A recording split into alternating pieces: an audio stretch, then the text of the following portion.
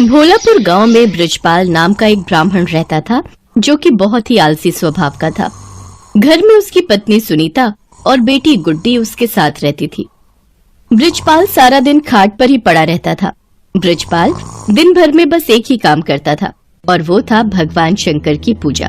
वो हर रोज सुबह शाम शंकर भगवान की पूजा करता, उनके नाम की माला जपता, फिर सो जाता। अपने आलस के कारण सारा दिन सोए रहने की वजह से अक्सर बृजपाल और उसकी पत्नी में खटपट होती रहती। अब उठ भी जाओ जी, कितना सोओगे? चलो अब खाना खाकर खेत चले जाओ, फसल काटने का समय हो गया है। और हाँ, वापसी में आते हुए नदी किनारे लगे सरसों का साग तोड़ कर ले आना। घर में बनाने के लिए कोई सब्जी नहीं है। और हाँ, भूलना मत, नहीं तो आज खाना नहीं बनाऊंगी। अपनी बीवी की बातों को नजरअंदाज कर बृजपाल फिर से चादर तानकर सो जाता है। सुनीता गुस्से में लाल पीली हो जाती है। उधर कैलाश में बैठी माँ पार्वती शंकर भगवान से कहती हैं, हे नाथ, ये आपका कैसा भक्त है जो आपकी भक्ति के अलावा और कुछ काम नहीं करता, बस अपने आलसी शरीर के कारण खाट पर ही पड़ा रहता है, कोई कर्म नहीं करता। आपको तो ऐसे भक्त का मार्गदर्शन करना चाहिए।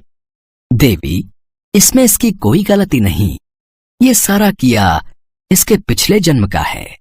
तब ये एक आलसी गधा हुआ करता था जो सारा दिन मेरे मंदिर के बाहर लेटा रहता था। मंदिर में जब भी मेरे नाम का उच्चारण भक्तगण करते तो उसका स्रोत उसके कानों में गूंजता और उसे नींद में भी मेरा ही नाम सुनाई देता। फिर एक रोज श्रवण मास में ये चल बसा और फिर अगले चारों में इसने मनुष्य रूप में जन्म लिया। लेकिन इसके पिछले जन्म के आलसी स्वभाव ने इसका पीछा नहीं छोड़ा। जब सही समय आएगा तब मैं इसे ज्ञान दूंगा। हे भगवान, क्या करूं मैं इस आदमी का? ये तो फिर से लेट गए। कब से कह रही हूँ उठ जाओ, खेतों में फसल बड़ी हो गई है। अगर समय रहते उसे नहीं काटा तो उसे जानवर चर जाएंगे या कोई चुरा लेगा। सुन रहे हो ना मैं क्या कह रही हूँ? हे शिव जी, न जाने इनका आलस कब खत्म होगा। इनके आलस से तो मैं अब तंग आ चुकी हूँ। सुनीता लगातार बड़बड़ाए जा रही थी, लेकिन आलसी ब्राह्मण के सर पर तो जूं तक न रेंगे। वो तो बस चुपचाप अपनी खाट पर लेटा हुआ था। बृजपाल को न उठता देख सुनीता गुस्से में आ जाती है और बाहर आंगन में रखी पानी की बाल्टी उठाकर लाती है और बृजपाल के ऊपर गिरा देती है। बृजपाल पूरा भीग जाता है और वो गुस्से में उठकर उससे लड़ने लगता है।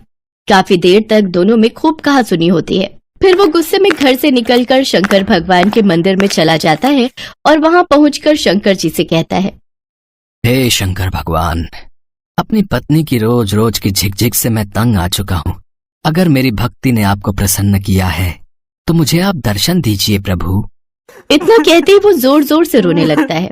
अपने प्रति उसका प्यार और श्रद्धा देखकर शंकर भगवान उसको दर्शन देते हैं और कहते हैं, बृजपाल, तुम्हारी भक्ति ने मुझे प्रसन्न किया है। तुम सचमुच मेरे परम भक्त हो। कहो, तुम्हें मुझसे क्या वरदान चाहिए?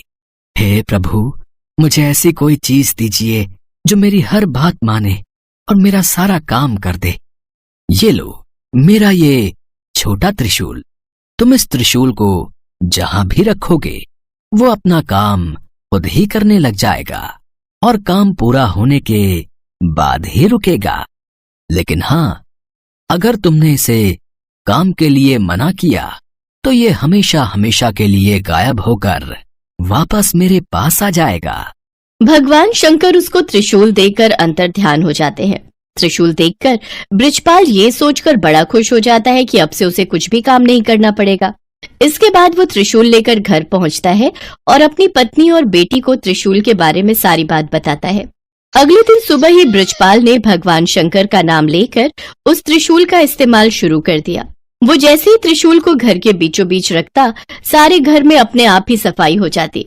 वो जिस भी चीज पर उस त्रिशूल को रख देता वो अपने आप काम करने लग जाता। खेतों में रख देता तो अपने आप ही सारी फसल कट जाती। ऐसे ही कई दिन बीत जाते हैं। एक रोज जब सुनीता गुड्डी के साथ अपने मायके गई होती है तो बृजपाल त्रिशूल को गैस के पास रखकर कहता है, मेरे लिए जल्दी से स्वादिष्ट सा भोजन तैयार कर दो। चूल्हे पर अपने आप कढ़ाई चढ़ जाती है और उसमें खुद ही तेल मसाले पड़ने लग जाते हैं। देखते ही देखते स्वादिष्ट पकवान बनकर तैयार हो जाते हैं, जिन्हें बृजपाल बड़े ही चटकारे लेकर खाता है। आहा हा हा, वाह, मजा ही आ गया। वाह वाह वाह, क्या स्वाद है। रोज भाग्यवान के हाथों का भोजन करके तो मैं परेशान ही हो गया था। सच में कमाल का है ये त्रिशूल। खाना खाकर बृजपाल आराम से गहरी नींद में सो जाता है और फिर जब अगली सुबह जागता है तो कुएं के पास जाकर उस त्रिशूल से कहता है, जल्दी से मेरे नहाने के लिए कुएं में से पानी निकालकर इस बाल्टी में भरा जाए। कुएं में से पानी निकालना हो, पौधों को पानी देना हो, साफ सफाई, कपड़े, बर्तन, सभी तरह के काम वो त्रिशूल बृजपाल के कहते ही कर देता। बृजपाल बगीचे में पड़ी पाइप के पास जाता है और अपने त्रिशूल को उससे छुआते हुए कहता है, पाइप, जल्दी से इस बगीचे में लगे पेड़ पौधों को अच्छे से पानी दे दो। पाइप अपने पौधों में पानी देने लग जाती है। फिर आलसी ब्राह्मण खुश होते हुए आराम से सोने चला जाता है, लेकिन सोने के कुछ देर बाद ही लाइट चली जाती है। फिर वो अपने त्रिशूल को हथपंखा पर रखते हुए कहता है, हे हाथ पंखे, जब तक लाइट नहीं आ जाती तुम मुझे इस पंखे से हवा करो। उसके ये कहते ही हथपंखा उसे हवा करने लगता है। कुछ देर बाद जैसे ही लाइट आती है तो वो हथपंखा बंद हो जाता है। एक दिन बृजपाल को बड़ी तेज भूख लग रही होती है। उसने खाली थाली अपने सामने रखी और जमीन पर बैठ गया। फिर त्रिशूल को थाली पर लगाकर कहने लगा, अब इसमें से जल्दी जल्दी स्वादिष्ट पकवान निकल कर आते जाए। कुछ ही देर में कई तरह के पकवान थाली में आते गए। कितना अच्छा होता अगर मुझे अपने आप खाना खाना ना पड़े और खुद ही मेरे मुंह में सारा खाना चला जाए। ऐसा कहकर उसने त्रिशूल को अपनी प्लेट पर लगाया और कहने लगा, अच्छे अच्छे पकवान जल्दी से मेरे मुंह में आ जाएं। उसके ऐसा कहते ही थाली में से तरह तरह के पकवान निकलकर उसके मुंह में जाने लगे और वो बड़े ही चटकारे लेकर उनको खाने लगा। पर ये मजा कुछ देर तक का ही था। कुछ ही देर में उसका पेट भर गया और वो खा नहीं पा रहा था। लेकिन पकवान थे जो कि उसके मुंह में लगातार जाते ही जा रहे थे।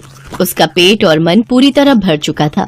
वो जैसे ही उन्हें रोकने की बात सोचता है तो उसे भगवान शंकर की कही वो बात याद आई जिसमें उन्होंने कहा था कि अगर त्रिशूल को काम करते हुए रोका गया तो ये वरदान वहीं समाप्त हो जाएगा और त्रिशूल फिर से शंकर भगवान के पास पहुंच जाएगा।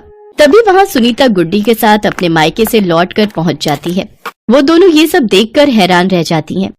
सुनिए जी, देखिए तो आपका पेट कितना फूलता जा रहा है। जल्दी से इस त्रिशूल को रुकने के लिए कहिए। बृजपाल शंकर भगवान के दिए वरदान को खोना नहीं चाहता था, लेकिन फिर भी वो थक हार कर कह ही देता है, रुक जाओ। उसके इतना कहते ही खाना रुक जाता है, लेकिन साथ ही वो त्रिशूल भी वहाँ से गायब हो जाता है। त्रिशूल को गंवाकर वो बड़ा ही दुखी हुआ, लेकिन अब वो कुछ भी नहीं कर सकता था। शंकर भगवान के दिए वरदान को अब वो खो चुका था। अभी तक बृजपाल ने जितने भी काम त्रिशूल को दिए थे वो सब कब रोकने हैं ये उसने साथ में ही बता दिया था, लेकिन खाना खाते हुए कब रुकना है ये कहना वो भूल गया था, जिस कारण खाना बिना रुके ही उसके मुंह में आता ही जा रहा था। सारी बात समझने के बाद बृजपाल कहने लगा, हे महादेव, मैं समझ गया। ये वरदान आपने मुझे सबक सिखाने के लिए दिया था। सचमुच में मैं कितना मूर्ख था जो हर छोटे छोटे काम के लिए भी आलस दिखाता था, और अब मुझे सीख मिल चुकी है कि छोटे छोटे काम के लिए किसी दूसरे पर निर्भर रहने से कितनी बड़ी मुसीबत आ सकती है। उस दिन के बाद से बृजपाल ने हमेशा हमेशा के लिए आलस त्याग दिया और हर रोज खेत जाने लगा। अपने सभी काम खुद करने लगा और दिन में 2 बार भगवान शंकर की पूजा भी करता। अब उसका जीवन पूरी तरह से सफल हो गया।